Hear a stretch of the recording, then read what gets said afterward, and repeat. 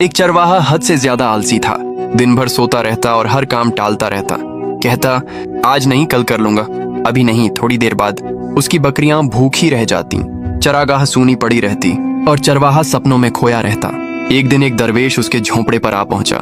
लंबी सफेद दाढ़ी, सादा लिबास और आंखों में अजीब सी गहराई। चरवाहे ने अदब से उसकी खिदमत की, रोटी दी, पानी दिया और इज्जत से बैठाया। दरवेश खुश हुआ और बोला, मांगो, क्या चाहिए? चरवाहे ने कहा, बाबा जी, मुझे ऐसी ताकत दे दीजिए जो मेरा सारा काम खुद कर दे और मुझे कुछ न करना पड़े। दरवेश ने गहरी नजर से देखा और कहा, मैं तुम्हें एक जिन देता हूँ, वह पल भर में हर काम करेगा, लेकिन याद रखना, अगर उसे एक पल भी खाली छोड़ा तो वह तुम्हें मार डालेगा। ये कहकर दरवेश ने जिन को हाजिर किया और चला गया। चरवाहा बहुत खुश हुआ। उसने कहा, जा बकरियों को चरा ला। पल भर में जिन वापस आ गया। काम हो गया, अब दूसरा हुक्म दो। चरवाहे ने कहा, अच्छा, कुएं से पानी भर ला। वह काम भी तुरंत पूरा हो गया।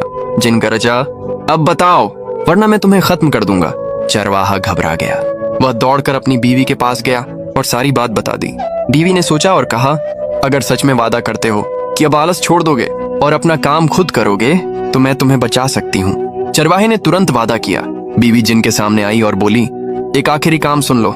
इन बकरियों को कभी भूखा भी मत रहने देना और कभी पेट भरने भी मत देना। इन्हें हमेशा बीच में रखना है। एक पल की भी गलती नहीं होनी चाहिए। जिन ने बकरियों को खिलाना शुरू किया। कभी कोई ज्यादा खा लेती, कभी किसी का हिस्सा कम रह जाता। जरा सा भी फर्क होता तो शर्त टूट जाती। जिन थक गया। वह पहाड़ हिला सकता था, मगर ऐसा नाजुक काम नहीं कर सका।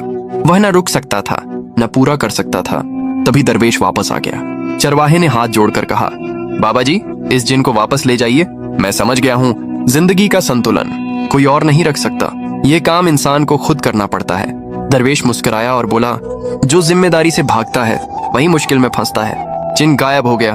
अगली सुबह चरवाहा खुद बकरियां लेकर चरागाह की ओर चल पड़ा और आलस को हमेशा के लिए छोड़ दिया।